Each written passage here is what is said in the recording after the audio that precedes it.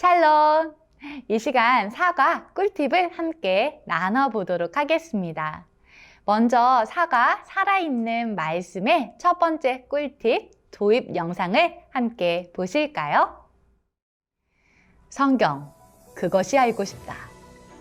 여러분은 도서관에 가본 적이 있나요? 도서관에는 책이 정말 많지요. 그런데 말입니다. 성경이 때로는 도서관으로 불린다는 사실을 알고 있나요? 왜냐하면 이 성경 한 권에는 아주 많은 책이 들어있기 때문이죠. 그렇다면 성경은 모두 몇 권일까요? 맞습니다. 성경은 66권으로 되어 있어요.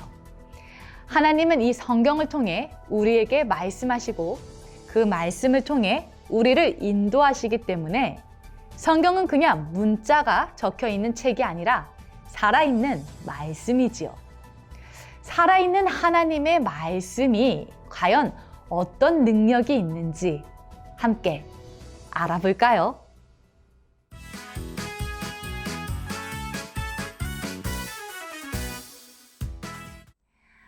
두 번째 꿀팁은 붙으면 살고 떨어지면 죽는다입니다.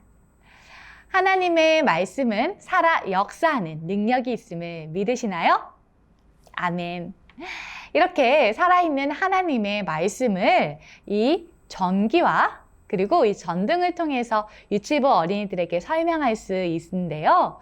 자, 어떻게 적용할 수 있을지 시범을 통해서 보여드리겠습니다. 이상하다. 왜 불이 안 들어오지? 여러분, 어떻게 해야 불이 들어올까요?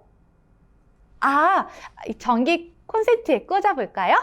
자, 꽂고, 짠!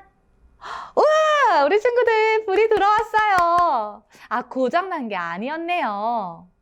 그런데 이렇게 콘센트에 전기가 꽂혀 있지 않을 때 마치 고장난 것처럼 이렇게 불이 들어오지 않고 죽은 것처럼 보였죠? 그런데 오늘 우리가 살펴봤던 이 둘째 아들도 아버지를 떠났을 때 어땠나요?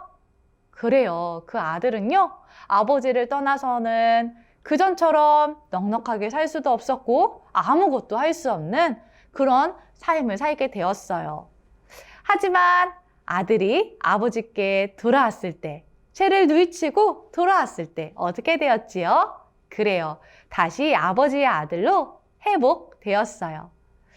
이것처럼 하나님의 말씀은 우리가 죄로부터 돌이키게 도와주세요. 그리고 그 말씀을 따라서 우리가 새로운 삶을 살게 해주세요. 우리가 이렇게 전기를 딱 붙어 있으면 전기가 들어오는 것처럼 우리가 하나님의 말씀을 사랑하고 하나님의 말씀 안에 딱 붙어 있으면 이러한 능력을 발휘할 수가 있어요. 왜냐하면 하나님의 말씀은 살아있기 때문에 이런 능력이 있지요.